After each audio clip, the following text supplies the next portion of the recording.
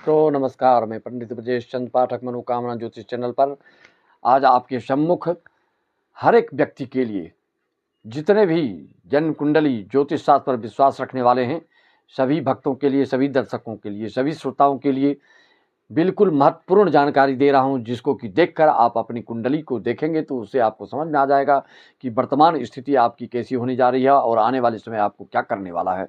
आपकी मनोकामना पूर्ण होने वाली है कि और आपको समय लगेगा। उसको देखने के लिए आप अपनी कुंडली का लग्न स्थान को देखिए, इसमें कौन सी राशि है और उस राशि के स्वामी के हिसाब से आप अपने प्रथम भाव से लेकर द्वादश भाव तक का देखिए किस भाव का स्वामी क्या फल देता है। जैसे आप कहीं वर्णन सुने होंगे कि षष्ठमेश द्वादशेश कभी भी अच्छा फल नहीं देते हैं, लेकिन कभी कभी आप जानते हैं कि कोई ऐसा लग्न होता है कि वह द्वादशेश भी बन जाता है, अष्टमेश भी बन जाता है। जैसे कि उदाहरण के लिए आप जानते हैं कुंभ लग्न को लीजिए, जिसका कुंभ लग्न होता है उसका द्वादशेश मकर हो जाता है। द्वादश भाव 12वें भाव व्यय भाव का स्वामी शनि होता है और लग्नेश भी शनि होता है। तो क्या यह आपको हानि पहुंचाएगा? कदापि नहीं। जिसका लग्नेश और द्वादशेश भी बन जाता है तो वह कभी आपको हानि नहीं पहुंचाता है, क्योंकि लग्न हमेशा व्यक्ति के लिए, जातक के लिए हमेशा रक्षा का काम करता है, कवच का काम करता है, वह सुरक्षा प्रदान करता है हमेशा। इसलिए लग्नेश जब आपका कमजोर हो तो आपको इसका रत्न तुरंत धारण कर लेना चाहिए। ऐसा कहा गया है ज्योतिष शास्त्र में, जिसका लग्न भी कमजोर हो, लग्नेश भी कमजोर हो, तो ऐसे जातक को सारे उद्यम बिल्कुल फलीभूत नहीं हो पाते हैं, उसका रिजल्ट नहीं आ पाता है। कितना भी राजयोग हो, लगने से जीरो हो जाए तो फिर आपके जीवन में संघर्ष में आपका जीवन व्यतीत होता है। सिर्फ एक चीज़ को जान लेने से कि नवमेश दशमेश युति से राजयोग हो जाता है और लग्न आय से परिवर्तन से राजयोग हो जाता है और विपरीत राजयोग होने से महाराज योग हो जाता है, नीच भंग राजयोग से राजयोग, लेकिन नहीं, राजभंग योग आदि पर भी ध्यान देना चाहिए।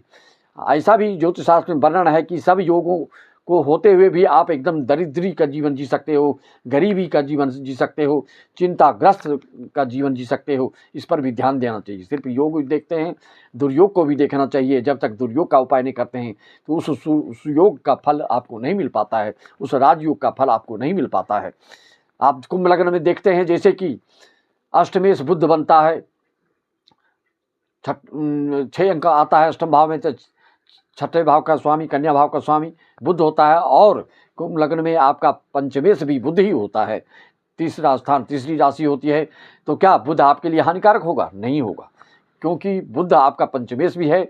यह ज्योतिष शास्त्र का एक बेसिक नॉलेज के हिसाब से ठोस जानकारी है कि जिसका लग्न पंचमेश और नवमेश कभी भी जल्दी आपको हानि नहीं पहुंचाता है। वो कमज़ोर है तो फल नहीं देगा, इतना ठीक है, लेकिन उसका बल बढ़ाएंगे अगर शुभ स्थिति में है तो यह आपको बिल्कुल आपके भाग्य के द्वार को खोल देता है, आपकी मौलिकता को बढ़ा देता है, आपकी पद प्रतिष्ठा को बढ़ा देता है, आपको यश कीर्ति, देश विदेश, रोजगार, उद्योग धंधा, हर चीज़ में आपको यह बिल्कुल सुफलदायक हो जाता है, सुफलदायक हो जाता है। इस तरह से आप अपनी कुंडली को निकाल कर देखिए कि आपकी कौन सी दशा चल रही है। इतने सारे गोचर में शुभ योग चल रहे हैं आपके, किसी भी राशि के, जैसे बताया जाता है मेष से मीन राशि वालों के लिए, तो आपको तुरंत अपनी कुंडली निकाल कर क्या देखना चाहिए कि आपकी दशा क्या चल रही है, वह शुभ दशा है कि अशुभ दशा है। कितने ग्रह गोचर योग हैं, जब दशा आपके शुभ योग हैं, जो राजयोग हैं, जो विपरीत राजयोग हैं, जो विमल राजयोग हैं, जो हर्षल राजयोग हैं, जो नीच भंग राजयोग हैं, आदि जो योग हैं, उसके जब तक आपकी उसकी दशा अंतर्दशा नहीं आएगी तो तब तक आपको प्रतीक्षा करनी पड़ेगी। उसके लिए आपको समझना है तो 501 रुपये देकर सारी जानकारी आप प्राप्त कर सकते हैं।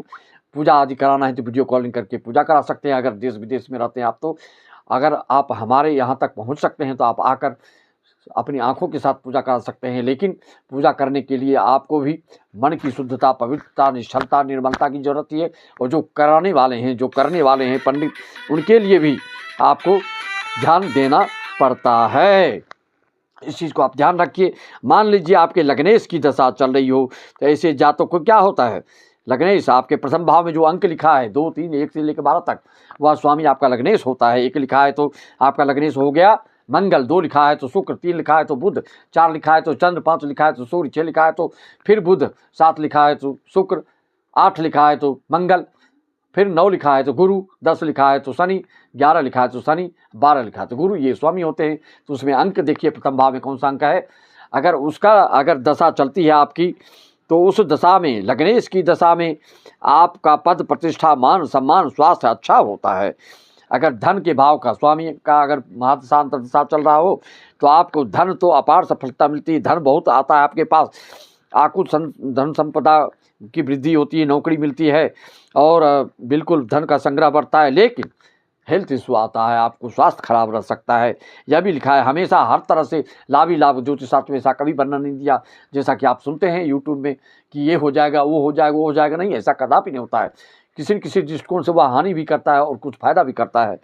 तो लग्नेश का यही, धनेश का यही फल है कि धन देगा लेकिन स्वास्थ्य में गिरावट आएगी, क्योंकि वहाँ आपके अष्टम से सप्तम भाव बनता है, इसलिए आपका मार्केज का काम करता है, इसलिए स्वास्थ्य में हानि है निश्चित रहता है। तीसरे भाव का स्वामी, तीसरे भाव का स्वामी की दशांतर दशा हो तो आपके भाई आदि से विरोध हो सकते हैं, लड़ाई झगड़े की नौबत बनती है, इसलिए आपको इसकी शांति आदि कराने से शुभ फल मिलता है, नहीं तो इसे हानि, ये इससे शुभ फल नहीं मिलता है। चतुर्थ भाव का स्वामी का दशांतर दशा चल रही हो तो आपके माता का सुख मिलता है, मकान का सुख प्राप्त होता है, सेवक का सुख मिलता है, पारिवारिक सुख भरपूर रूप से मिलता है। यह सुखेश की दशांतर दशा बहुत ही शुभ फल प्रदान करने वाला होता है। पंचम भाव के स्वामी अगर चल रहा हो तो धनदायक होता है, भरपूर मात्रा में विद्यार्जन, विद्यार्थी लाइफ बढ़ता है, उद्योग धंधा में उद्योग धंधा खूब चल पड़ता है, आकुत धन संपदा की वृद्धि होती है, संतान से भी सुख मिलता है, संतान की उन्नति होती है, प्रमोशन होता है, संतान की सारी मनोकामनाएं पूर्ण होती हैं। लेकिन पंचमेश का जब दशांतर दशा चलो तो हर तरह से फायदा ही फायदा है, लेकिन माता के स्वास्थ्य के लिए आपको ध्यान देना पड़ता है। अगला भाव छठम भाव, छठवें भाव का स्वामी, षष्ठेश का स्वामी, रिपु ऋण शत्रु भाव का स्वामी जो है, वहाँ पर क्या होता है, आपको अपमान सहना पड़ सकता है, संतान को कष्ट मिल सकता है, विवाद आदि के चक्कर में पड़ सकते हैं, इससे इसकी शांति उपाय से आपको राहत मिल सकती है।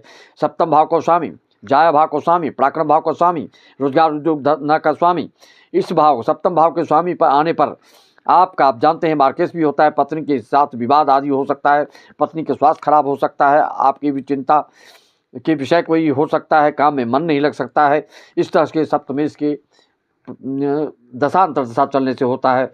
उसी तरह से अष्टम भाव के स्वामी के अगर दशांतर दशा हो तो ऐसे में क्या होता है, मृत्यु का भय होता है, स्वास्थ्य हानि होता है, चिंताग्रस्त हो जाते हैं, मन में भयावह की स्थिति बनी रहती है, चाहे स्वास्थ्य को लेकर हो, चाहे आर्थिक चिंता को लेकर हो, चाहे गुप्त बीमारियों को लेकर हो, चाहे गुप्त संबंध को लेकर हो, किसी न किसी तरह से यह आपको बिल्कुल स्वास्थ्य हानि करेगा, चिंताग्रस्त करेगा। नवम भाव के स्वामी में क्या होता है, भाग्य की उन्नति होगी, पूजा पाठ में मन लगता है, तीर्थ आदि करते हैं, प्रवचन कथा सुनते हैं, सुनाते हैं, और माता का लेकिन स्वास्थ्य खराब होता है। याद रखिए कि इस भाव का स्वामी का दशांतर दशा में क्या शुभ फल क्या अशुभ फल देता है, हमेशा इस चीज़ को ध्यान रखना चाहिए आपको। दसम भाव का स्वामी का जब दशांतर दशा चलता है तो पिता से लगाव बढ़ता है, पिता की पदोन्नति होती है, पिता से आपका हर कार्य की सिद्धि होती है, और पिता से बर्ताव ठीक रहता है, राज्य पक्ष से लाभ होता है, प्रशासन से लाभ होता है, सरकारी पद प्रतिष्ठा बढ़ती है, उन्नति होता है, प्रमोशन होता है। अगर यह खराब हो तो फिर इसके विपरीत फल मिल सकते हैं। इसको जानने के लिए आप अपनी कुंडली दिखाएंगे तो आपको पता चलेगा कि आप जहाँ पर कार्यरत हैं, जो आप उद्योग धंधा प्राइवेट या में जो नौकरी कर रहे हैं, तो उसमें आपको क्यों विरोधाभास, क्यों विपरीत स्थितियों से गुजरना पड़ रहा है। उसके लिए आपको अपनी कुंडली 501 में दिखाकर उसका कारण जान सकते हैं, उसका उपाय, उसका निदान कर सकते हैं। एकादश भाव का स्वामी की दशा अंतर्दशा चल रही हो तो आपको संपत्ति का लाभ होता है, पिता के लिए कष्टकारी होता है, लेकिन मित्र से आपको सहयोग मिलता है। एकादश भाव के दशा अंतर्दशा होने पर यह फल आपको मिलता है। अगर द्वादश भाव अंतिम भाव का फल जैसे आप सुनिए, 12 भाव का स्वामी का, 12वें भाव का स्वामी का, 22 भाव का स्वामी का दशांतर दशा चल रहा हो तो आपका स्वास्थ्य ठीक नहीं रहता है, खर्च में वृद्धि होने लगती है, धन हानि होने लगती है, जेल का चक्कर हो सकता है अगर द्वादश अगर पीड़ित हो, या गलत ग्रह बैठे हों, क्रूर ग्रह बैठे हों, शत्रु से परेशानी, मुकदमा से हानि, महादशा आने पर, अंतर्दशा आने पर, इस तरह से दशा अंतर्दशा अगर आपके लिए क्या शुभ फल दे रहा है तो वो शुभ फल तो मिलेगा। अशुभ फल की दूर करने के लिए उस दशा अंतर्दशा की दशा के स्वामी का जप तप अनुष्ठान पूजा पाठ से आप दूर कर सकते हैं। पूजा पाठ में अब सिर्फ यही नहीं है कि माला लेके बैठे तभी दोष दूर होगा आपका, मैंने पहले भी बताया, आप किसी भी तरह से इसको दोष को दूर कर सकते हैं, आहार विहार से दोष को दूर कर सकते हैं, उसको फूड एस्ट्रोलॉजी बोलते हैं। आहार विहार में आप क्या लेंगे कि आप मनो मस्तिष्क और आपकी विचारधारा और आपके जो ग्रह दोष है वो दूर होने लगे। पेड़ पौधा की सेवा से भी आप ग्रह गोचर के जो दोष है वो दूर होने लगते हैं। किस राशि किस लग्न वाले को किस दशा अंतर्दशा वाले को क्या करने से आपके दोष दूर होते जाएंगे, आपको अच्छा फल मिलने लगेगा, आपको मानसिक शांति मिलने लगी और स्वास्थ्य लाभ होने लगेगा, पारिवारिक माहौल अनुकूल होने लगेगा आदि आदि। ज्योतिष शास्त्र में हर चीज़ का वर्णन है, वो चाहे मूलांक शास्त्र से देख लो, चाहे समुद्रिक शास्त्र देख लो, चाहे हस्तरेखा से देख लो, चाहे फेस रीडिंग से देख लो, किसी भी विधि से देखो रिजल्ट वही आएगा जो जन्म कुंडली और जो अपने भृगु संहिता, रावण संहिता, पराशर संहिता, यवन संहिता आदि आदि जो है उसके माध्यम से आप हर चीज़ को क्लियरिटिक रूप में देख सकते हो, स्पष्ट देख सकते हो, समझ सकते हो, जान सकते हो। पूरे भविष्य और भूत वर्तमान को आप आईना में जैसे अपना चेहरा देखते हो वैसे हर चीज़ को आप जान सकते हो। उसके जानने के लिए आप संपर्क में जा सकते हैं। लाइफ टाइम की कुंडली बनवाना चाहते हैं तो आपको 2100 रुपये डालने होते हैं और स्क्रीनशॉट भेज देते हैं तो आपको 1 सप्ताह वेट करना पड़ता है। उसके बाद आपको कोरियर के रूप में या PDF की बनाकर भेज दिया जाता है, जिससे कि आपको कोई प्रश्न पूछने का नहीं रह जाता। उसमें हर चीज़ का जवाब होता है। आपके मन में क्या चल रहा है, आपके भविष्य में क्या करना चाहते हैं, आपके भूत में क्या हुआ है, आपके पितृ लोगों का क्या दोष है, आप आगे आगे हर चीज़ की उसमें वर्णन होता है। इसलिए उसको जन्म टिप्पणी बोलते हैं। बोलचाल की भाषा में लोग बोलते हैं हम कुंडली बनवाएंगे, जिसमें विस्तृत व्याख्या हो हर ग्रह की और लाइफ टाइम की वर्णन हो, प्रेडिक्शन हो, तो उसको जन्म टिप्पणी बोलते हैं। हर चीज़ पर टिप्पणी करने से वह विस्तृत हो जाता है, विस्तार हो जाता है। कुंडली के रूप मतलब उसमें पूरे अर्थ, पूरे भाव का फल, जीवन भर का फल उसमें समाहित है, लेकिन आप जान नहीं पा रहे हैं, समझ नहीं पा रहे हैं। ज़िंदगी में क्या करेंगे नहीं करेंगे सब बिल्कुल अंधेरे रूम में जैसे पड़ा रहता है, कोई सामान दिखता नहीं, उसी तरह से उसको कुंडली कहा जाता है। इस चीज़ को समझने के लिए आप हमसे संपर्क सकते हैं। ज़रा वीडियो बड़ा ना बन जाए, इसलिए अलग अलग टॉपिक पर अलग अलग वीडियो बनाकर आपको देते रहता हूँ। अगर सब्सक्राइब अभी तक आपने नहीं किया सब्सक्राइब कर लीजिए, बेल आइकन दबा लीजिए और आपको इच्छा हो तो इसको शेयर भी कीजिए कि सबको लाभ प्राप्त हो। सबके लिए उपकार की भावना रखें। परहित सरिस धर्म नहीं भाई, पर पीड़ा सब नहीं दाई में अपनी वाणी को राम देते हैं। सबको राम राम, जय श्याम, हरिओम तत्सत, जय।